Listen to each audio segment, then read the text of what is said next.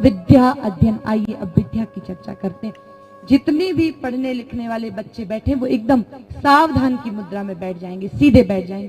पूरी बात आपको सीधे बैठ करके ही सुननी है। सभी बच्चे चाहते हैं कि हम पढ़ लिख करके आगे बढ़ें, पढ़ें लिखें, श्रेष्ठ कार्य करें। तो विद्या अध्ययन में गौ माता का बहुत बड़ा महत्व है। प्रथम, गाय माता की जीभ पर माता सरस्वती का निवास होता है। जो बालक गौ माता को कुछ जिमा करके और फिर विद्या काल को व्यतीत करता है, उस बालक पर माता सरस्वती की कृपा बरसती है। पहले गुरुकुलों में गौ माताएं होती थी, और जब गुरुकुलों में गाय माताएं होती थी तो बच्चे दो की सेवा करते थे, गौ माता की और गुरु की। गौ माता का दूध पीते, गौ माता को घास खिलाते और गुरु की आज्ञा का पालन करते तो बच्चे महान बनते थे। अब तो स्कूल वाली परंपरा गई। पहले गुरुकुल होते थे और पहले बुद्धि भी बड़ी तेज होती थी। सुन के याद हो जाता था, ना लिखना पड़ता था, ना कोई और झंझट था। जो श्रवण करते थे वो याद कर लेते थे। एक बार गुरुजी पूछते थे, एक बार बच्चे को याद हो जाता था। अब पूछो मेरे विद्यार्थी भाई बहनों, कितनी कॉपी साल में लानी पड़ती, कितने पेन लाने पड़ते हैं। लिख लिख के कॉपियां भर देंगे, लेकिन परीक्षा आएगी, प्रश्न पत्र हाथ में आता है और आधे से ज्यादा उत्तर टेंशन में ही भूल जाते हैं। भूलते हैं कि नहीं? पहले बच्चों की जो मेधा शक्ति होती थी, मेमोरी पावर होता था, बहुत ज्यादा होता था। एक बार में सुनते पढ़ते याद हो जाता था। लेकिन आज स्थिति बदल गई और गुरुकुल में पहले ये परंपरा थी, 100 में से 100 नंबर आएंगे तो ही पास माने। गुरुजी ने जो बताया वैसा का वैसा अगर बच्चे ने सुनाया तो वह उत्तीर्ण माना जाता था, उत्तीर्ण माना जाता था, अन्यथा नहीं। अब तो व्यवस्थाएं बदल गई। अब तो स्कूलों ने पासिंग मार्क्स भी बना दिए। 100 में से 35, 33, 100 में से जो 33 नंबर ले आएगा वो पास, और बाकी के। अध्ययन का मतलब क्या होता है? विद्या ददाति विनयम, ये आपने सुभाषितानी में सुना भी होगा कि विद्या क्या क्या देती है और विद्या से क्या क्या हमें लेना है, हमें विद्या अध्ययन क्यों करना है। विद्या विनम्रता देती है, भय मुक्त बनाती है, ज्ञान व्यान बनाती है। लेकिन आज की विद्या, आज आप क्या पढ़ किस ले रहे हैं? आपने जो 5वीं में पढ़ा क्या आपको आज याद है? जाने दीजिए, आप अगर 12वीं में हैं, 11वीं में जो पढ़ा उसमें से कुछ पूछा जाए तो हम सिर्फ रट्टा मार रहे हैं। पास होना है बस, पढ़ो लिखाओ। 11वीं हो गई, अब 12वीं की किताब पढ़ो। ज्ञान अर्जित कीजिए, अच्छी अच्छी चीजें उसको जीवन भर याद रखिए। विद्या पास होने के लिए नहीं, ज्ञान अर्जन के लिए होती है। तो प्रथम तो हमारा उद्देश्य सिर्फ पास होना नहीं होना चाहिए, हमारा उद्देश्य ज्ञान प्राप्त करना होना चाहिए, पहला उद्देश्य। कारण ज्ञान अर्जित नहीं कर रहे आजकल, सिर्फ पास होने के लिए पढ़ रहे हैं। और ये पासिंग मार्क्स की जो स्थिति है उसका तो बारे में कहना ही क्या है भाई। 100 में से कोई 35 ले आए तो पास नहीं माना जाएगा। ठीक है, काम चल रहा है क्योंकि बच्चे पढ़ ही नहीं पाते हैं उतना, जितना पढ़ते हैं लिखाते हैं पास माने जाते हैं। नहीं, पहले की विद्या बहुत उच्च शिक्षा थी। तो पास होने के लिए नहीं, ज्ञान अर्जित करने के लिए, गुणवान बनने के लिए पढ़िए। अगर आपका लक्ष्य है आपको डॉक्टर बनना है, चिकित्सक बनना है, टीचर बनना है, इंजीनियर बनना है, कलेक्टर बनना है, लक्ष्य रखिए, लक्ष्य रखना चाहिए। आपका भाव क्या है बनने के पीछे, इंटेंशन क्या है? डॉक्टर बन जाऊंगा, बैठे बैठे 5-5 हजार रुपए फीस आएगी, दवाई लिख दूंगा, बैठा बैठा पैसा कमाऊंगा, और डॉक्टर बन जाऊंगा तो लोग सम्मान भी करेंगे, देखो मैं डॉक्टर हूं। कलेक्टर बन जाऊंगा तो पद बड़ा मिल जाएगा मुझे, और मेरे हिसाब से सब चलेंगे। भाव होना चाहिए सेवा का, भाव होना चाहिए भारत के प्रति समर्पण का। पैसा तो कमाना ही पड़ेगा, घर चलाना है, अगर आपको अपना जीवन चलाना है तो पैसा कमाइए, लेकिन पैसे के साथ थोड़ा पुण्य कमाने का भी विचार कीजिए। अगर मैं चिकित्सक बनूंगा तो जो गरीब हैं, जो दवाई नहीं खरीद सकते, जो इलाज की फीस नहीं दे सकते, महीने में ज्यादा नहीं, एक दिन भी मुझे मिलेगा तो मैं निःशुल्क उनका इलाज करूंगा, ऐसा चिकित्सक बनूंगा, ऐसा डॉक्टर बनूंगा। टीचर बनना है, शिक्षक बनना है, संकल्प कीजिए कि मैं अपने वेदों की, अपने पुराणों की जितनी मेरे जितना सामर्थ्य होगा उस ज्ञान को अर्जित करके मैं अपने देश के बच्चों को इस भारतीय संस्कृति के प्रति जागृत करूंगा, अच्छी शिक्षा देके इस देश की महिमा को बढ़ाने का प्रयास करूंगा। ये शिक्षा दीजिए, इसलिए शिक्षक बनूंगा, इसलिए नहीं कि महीने में 45 हजार रुपए तनख्वाह आएगी, घर चल जाएगा, टाइम टू टाइम गए, टाइम टू टाइम आ। ये व्यवस्था बिगाड़ दी गई। पहले गुरु को भगवान मानते थे, गुरुर ब्रह्मा गुरुर विष्णु गुरुर देवो महेश्वर गुरुर साक्षात परब्रह्म तस्मै श्री गुरुवे नमः। गुरु को भगवान मानते थे क्योंकि गुरु ही हमें प्रकाश में ले जाता था, अंधकार से प्रकाश की ओर ले जाता था। लेकिन आज गुरु नहीं रहे। आजकल अंग्रेजों ने भारत में आए और भारत में टीचर बना दिया, नौकर बना दिया गुरु को। टाइम से आएंगे और टाइम से जाएंगे। वो जो सम्मान एक गुरु का था वो सम्मान समाप्त हो गया, खत्म हो गया। और अगर बच्चा कुछ नहीं सीखता तो माता पिता ही डांट फटकार लगा देते। ये व्यवस्था बदल गई। चलिए बदली है तो धीरे धीरे ही परिवर्तन आएगा, फिर से हम संस्कृति की तरफ लौटेंगे। लेकिन आप अपने गुरुजनों का सम्मान करें। और जो टीचर, जो शिक्षक बैठे हैं, शिक्षिकाएं बैठे हैं, उनसे निवेदन है कि गुरु भाव और इस देश की भक्ति के भाव से विद्यार्थियों को सिर्फ टाइम पूरा होने के लिए नहीं पढ़ाएं, सिर्फ कोर्स ही नहीं, अच्छा ज्ञान भी दें, ज्ञानवान बनाएं, इस देश की, गौ माता की, भारतीय संस्कृति की शिक्षा भी प्रदान करें। कई विद्यालयों में बच्चे जा रहे हैं, बस अंग्रेजी बोलना सीख जाएंगे। कई अंग्रेजी मीडियम स्कूल चल रहे हैं, आप पढ़ाइए बच्चों को, इंग्लिश मीडियम में पढ़ाइए, अंग्रेजी सिखाइए। लेकिन हम भारत में हैं, भारत में रहते हैं, पहली प्राथमिकता हिंदी है। जो अपने भारत की हिंदी का सम्मान नहीं कर सका वो अंग्रेजी का क्या खास सम्मान करेगा मेरे भाई। इसलिए अंग्रेजी माध्यम में पढ़ाइए, अंग्रेजी सिखाइए, लेकिन हिंदी भी हमारे बच्चों को आने। अंग्रेज मत बनाओ। देश को छोड़ के अंग्रेज चले गए और हम अभी भी अंग्रेजियत को लेकर के बैठे हैं। अपने बच्चों को हिंदी बोलना भी सिखाइए। अगर इंग्लिश मीडियम में पढ़ रहे हैं, 1 घंटा क्लास हिंदी की भी लगाइए। अपने बच्चों को अगर बोल दो ना कि 79 का मतलब कितना होता है तो हैंग हो जाएंगे वहीं पर। उनको हिंदी में आता ही नहीं। थोड़ी मातृभाषा, हम अपने देश की संस्कृति नहीं अपनाएंगे तो कौन सी संस्कृति अपनाएंगे। अब पढ़ाई की ओर चलते हैं। पढ़ के याद कैसे हो, हमको एक बार में कैसे याद हो, पढ़ते ही कैसे याद हो, और हम कैसे आगे बढ़े। तो आप जो भी बने, चिकित्सक, डॉक्टर, सेवा के लिए बने। पैसा आए लेकिन सेवा प्रथम हो, इस देश की सेवा प्रथम होनी चाहिए। और दूसरा, कुछ बने ना बने, सबसे पहले अच्छा इंसान बने। क्या बने? अच्छा इंसान बने, मानव बने। मानवता ही मनुष्य की पहचान है। और मनुष्य के कई गुण हैं।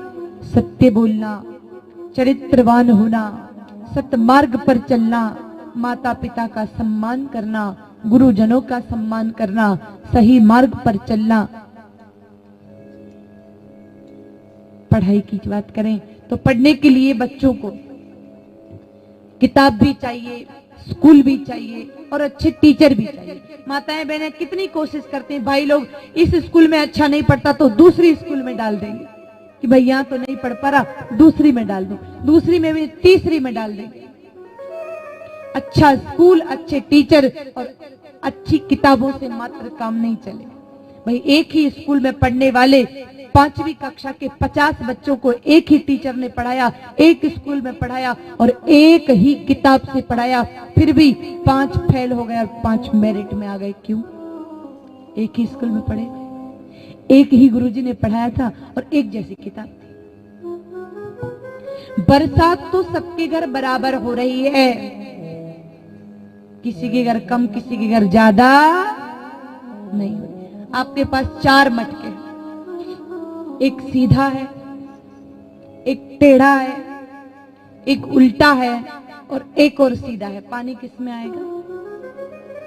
सीधे में। पूरा भर जाएगा? भर जाएगा। टेढ़ा वाला थोड़ा भरेगा, उल्टा वाला पूरा भर जाएगा। एक बूंद भी पानी, और एक और सीधा है, उसका क्या होगा?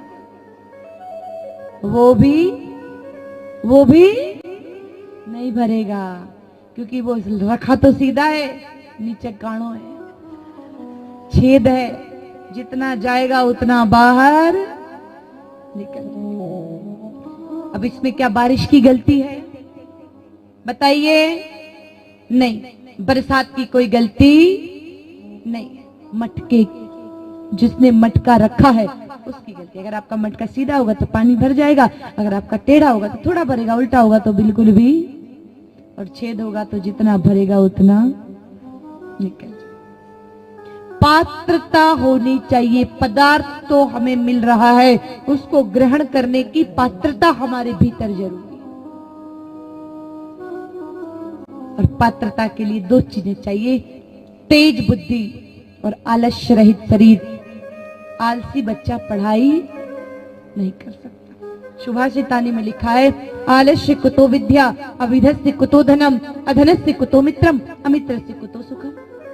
जो आलसी है वो पढ़ नहीं सकता तो कुछ भी नहीं कर सकता। सारभूत में यही समझ लीजिए। अब आलस्य कहां से आ रहा है? भगवान श्री कृष्ण ने महाभारत के रणांगण में खड़े होकर के अर्जुन जी को गीता जी का उपदेश करते समय बहुत सुंदर बात कही थी। अर्जुन, मनुष्य जैसा अन्न खाएगा वैसा ही उसका तन और मन हो जाएगा, यानी जैसा खाओगे अन्न वैसा बनेगा तन। और प्रतापगढ़ में गौ माताएं तो हो गई हैं कम, और भैंसें और जर्सियां हो गई हैं ज्यादातर। दूध या तो डेयरी का पीने को मिलता है, या गौ या फिर भैंस का दूध पीने को मिलता है, और भैंस का दूध पीने के बाद शरीर भी भैंस जैसा और बुद्धि भी। भैंस आप लोगों ने देखी, खा पी करके चारों पैर लंबे करके पड़ी रहती है, बैठी बैठी मूत्र त्याग भी करती रहती है, और थोड़ी देर बाद उसी मूत्र में पूंछ को डुबाएगी और चारों तरफ घुमा के नहाना, धोना, वॉशिंग बाथिंग सब चालू रहता।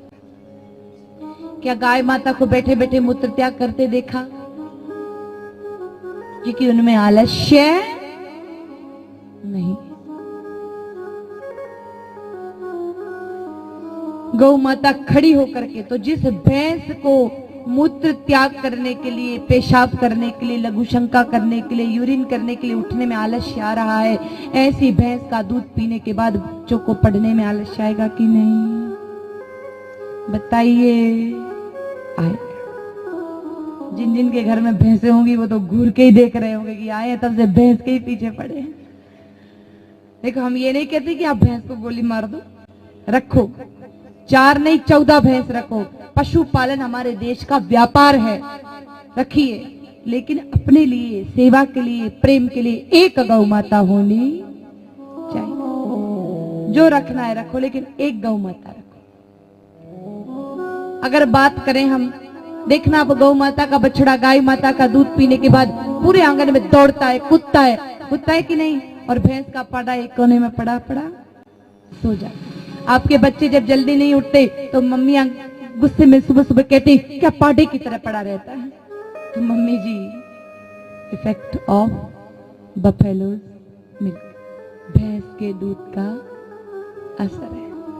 आप सारे बच्चे कह देना कि माँ अगर गौ माता का दूध पिलाती तो बछड़े की तरह उठ जाता, दूध ही भैंस का पिलाती है इसलिए पाड़े की तरह पड़ा। समझ रहे हो ना बेटा? सीधे बैठो आप लोग, पलती लगा के बैठो। बूढ़े हो गए हो क्या? नहीं ना, सीधे बैठो। रीढ़ की हड्डी जब सीधी रहती है तो सीधा बात दिमाग में जाती है। आप रीढ़ की हड्डी सीधी करके 1 घंटा पढ़ो और ऐसे लटक करके 10 घंटा पढ़ो, बराबर हो।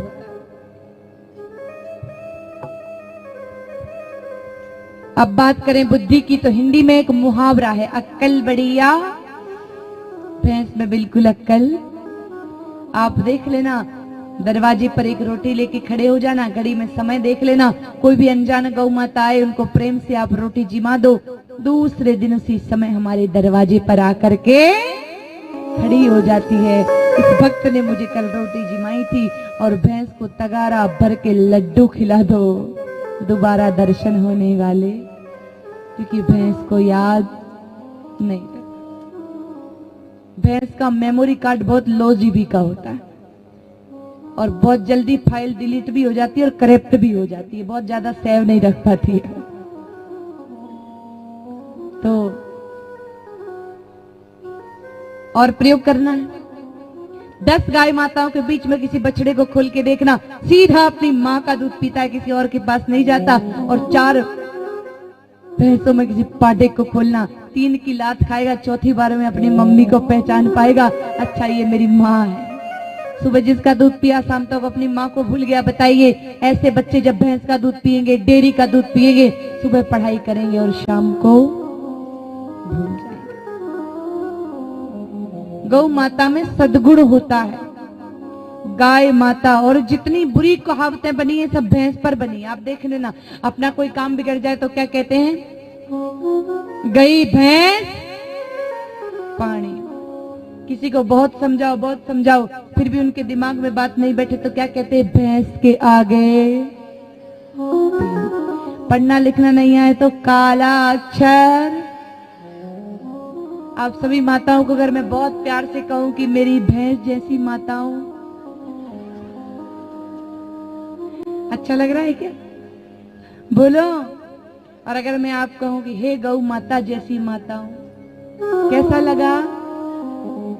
ये भेद है, जिसके गुण अच्छे होते हैं। आप बच्चे बता दो, ये सामने 4-5 बच्चे बैठे, अगर आपको आपके टीचर, आपके सर, आपके गुरुजी बड़े प्यार से थपथपा के कहे वाह मेरे शेर, अच्छा लगेगा? अगर आपको कोई टीचर कहे वाह मेरे गधे, अच्छा लगेगा? क्यों? गधा भी तो जानवर है। गुण की पूजा है, ताकत की पूजा है। शेर जंगल का राजा है, महान है, तो जो महान होता है उसकी उपमा, उसकी उपाधि ही हमें अच्छी लगती। बाकी तो गौ माता सद्गुणी है, गौ माता श्रेष्ठ है, गौ माता सात्विक है। गाय माता के दूध का रंग होता है पीला और भैंस के दूध का रंग होता है सफेद। अब ध्यान से सुन लीजिए माताएं बहनें, बच्चे तो जितने आए हैं वो तो सुने। देसी गाय माता की पीठ पर कुकुद होती है, खंडौल। उसके भीतर एक सूर्य केतु नाड़ी होती है। वह सूर्य केतु नाड़ी सूर्य भगवान की किरणों में से स्वर्ण तत्व लेके गाय माता के दूध में मिला देती है, इसलिए गौ माता के दूध का रंग पीला होता है। लिक्विड गोल्ड, पानी जैसा सोना गाय माता के दूध में पाया जाता है। और गौ माता के दूध में विटामिन, प्रोटीन, कार्बोहाइड्रेट, मिनरल्स सब होता है। पूर्ण आहार है दूध, जो बच्चे की बुद्धि बढ़ाता है। कैरोटीन नाम का पदार्थ होता है जो बच्चे की बुद्धि भी बढ़ाता है और रोग प्रतिरोधक क्षमता को भी बढ़ाता है। इसलिए बच्चों को गौ माता का दूध पीना, देसी गाय माता, आप सब भी समझ लीजिए, जर्सी हॉलिस्टन नहीं, देसी गाय माता जिनकी पीठ पर कुकुद होती है, गले में गल कंबल होती। पूरा वर्णन तो आगे करेंगे क्योंकि आज समय मर्यादा भी पूरी हो गई, लेकिन विद्या का प्रसंग पूरा करना बड़ा जरूरी है। बच्चे आए, संक्षिप्त में ही समझ लीजिए कि देसी गौ माता जिनकी पीठ पर कुकुद होती है, थुई होती है, देसी गाय माता का दूध होना चाहिए। पीला दूध जो स्वर्ण युक्त दूध है, प्राकृतिक सोना, जो सूर्य से प्राप्त सोना है, वो गौ माता के दूध में पाया जाता है। इसलिए सबको दूध तो गौ माता का, और दूध तो माता का ही पीना चाहिए। आप सभी भाई बैठे हैं, बुरा ना मानो तो एक बात पूछो, जब छोटे थे ना, लड़ाई हो जाती तो सामने वाला बोलता माँ का दूध पिया हो तो, कभी आपने सुना है कि मौसी का दूध पिया होता है? नहीं ना। तो माता कौन? जन्म देने वाली माता तो 6 महीना साल भर दूध पिलाती, लेकिन गौ माता हमें सारे जीवन भर दूध पिलाती है। इसलिए गाय माता के दूध की महिमा का बखान करते थे। गौ माता हमारी माता, गावो विश्वस्य मातरः, गौ माता सारे विश्व की माता। देसी गाय माता का दूध और गौ माता का दूध। श्रावण मास में दूध नहीं पीना। आगे आपके माता पिता सुन लेंगे, इस बात को कथा में बताएंगे। श्रावण मास में दूध नहीं पीना। 11 महीने गौ माता का फीका दूध बढ़िया मिला लेंगे। थोड़ा सा ठंडा होगा तो मीठा मीठा लगेगा। शक्कर ना डालें। चीनी डालने से दूध के आधे गुणधर्म समाप्त हो जाते हैं। आजकल की जो चीनी आ रही है, बहुत चीनी।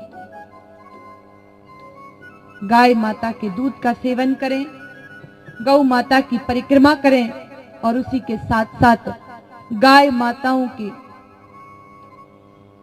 आनंद से एक रोटी प्रेम से अपने हाथ से गौ माता को जिमाएं। 1 वर्ष आप ऐसा करके देख लीजिए। 1 वर्ष मात्र में बुद्धि इतनी तेज हो जाएगी कि जो पढ़ोगे वो तुरंत याद हो जाएगा। आपको तोते की तरह रटने की जरूरत नहीं पड़ेगी। गौ माता से जुड़ी हुई और भी बहुत सारी बातें हैं विद्यार्थियों के लिए भी, लेकिन आपसे तो ये विनती कि सिर्फ ये तय कीजिए कि अब गाय माता का दूध आपको पीना है और गौ माता की शरण ले लेनी है। हमारे देश के बच्चे गौ माता का दूध पीते थे तो विदेशों में जाकर के इस भारत की महिमा को बढ़ाया करते थे, बुद्धि तेज होती थी। अब हम विदेशों की किताबें ला ला करके पढ़ रहे हैं। और प्यारे बच्चों, हम अपनी पढ़ाई तो करें, पढ़ाई के साथ साथ गीता जी का श्लोक, रामायण जी की चौपाई, हनुमान चालीसा थोड़ा थोड़ा वो भी पढ़े, क्योंकि हम सनातनी हैं। क्या है? अंग्रेज तो नहीं है ना। हमारी भाषा बदल गई, हमारी भूषा बदल गई, हमारा व्यवहार बदल गया। पढ़े लिखे, खूब आगे बढ़े, अंग्रेजी भी आए, लेकिन हमें अपनी भारतीय संस्कृति से प्यार होना चाहिए, प्रेम होना चाहिए। तो सभी बच्चों से ये प्रार्थना है कि अपनी सनातन संस्कृति को आगे बढ़ाएं और वेशभूषा भाषा का भी ध्यान रखते हुए साथ में गौ माताओं की सेवा और शास्त्र अध्ययन। आप किताब पढ़ रहे हैं वो तो आपको पास करेगी, लेकिन आप जो शास्त्र पढ़ेंगे वो आपके जीवन को उन्नत बनाएंगे। ज्यादा नहीं, संडे के दिन टाइम निकाल लिया, अपन ने थोड़ा सा समय निकाल के एक चौपाई का एक अध्याय पढ़ लिया। अगर हाथ में मोबाइल है तो गूगल पर कुछ सर्च कर लिया, क्योंकि आजकल आपको कई सारी बातें पता नहीं है भगवान के बारे में, वीरों के बारे में, ज्ञानियों के बारे में, संतों के बारे में, ऋषियों के बारे में, मुनियों के बारे में। है कुछ पता? सप्तऋषि के नाम बता सकता है आप में से कोई जो सप्तऋषि थे? नहीं। भगवान श्री कृष्ण के जीवन के बारे में आपसे कुछ पूछे, भगवान राम के जीवन के कुछ भी नहीं याद। बस हमको 2-4 चीजें किताब की याद हैं। विज्ञान पढ़ लेते तो गणित नहीं आती, गणित पढ़ लेते तो सामाजिक विज्ञान नहीं आती, सामाजिक विज्ञान पढ़ते तो हिंदी नहीं आती। एक ही विषय पढ़ पा रहे हैं, उसमें भी 35 नंबर से पास हो पा रहे हैं। बुद्धि, आप हम सबके पास बुद्धि है। जब इस देश में बुद्ध हुए जिन्होंने शांति की स्थापना की, इस देश में विवेकानंद हुए जो अमेरिका जैसे देश में भारत की जय जयकार बुलवा के आए, इस देश में महावीर हुए, वो भी तो मनुष्य ही थे। उन्होंने अपनी मेधा शक्ति को, प्रज्ञा को जागृत कर लिया। आप भी जागृत कर सकते हैं। प्रतिदिन 5 मिनट मेडिटेशन कीजिए, ध्यान कीजिए। ध्यान कैसे करें? आती जाती श्वास पर ध्यान दें और प्रकृति पर प्रकाश को देखें। अगर भटकता है ध्यान तो फिर से लगाने की कोशिश करें। 2 मिनट मात्र आप प्रतिदिन करें, गौ सेवा करें और एक शास्त्र की पंक्ति पढ़ें, भारतीय सभ्यता सनातन संस्कृति को अपनाएं, प्रयास करें, अपने मस्तक पर चंदन तिलक लगा रहे, हमें पहचान हो कि हम भारतीय हैं, क्योंकि यह चंदन तिलक हमें शक्ति, ऊर्जा और सात्विकता प्रदान करता है। अच्छे बनिए, श्रेष्ठ बनिए, भारत है तो भारतीय बने, अंग्रेज बनने का विचार नहीं करें। और तो क्या कहें आपको, यही निवेदन, यही प्रार्थना सभी विद्यार्थियों से। अब गौ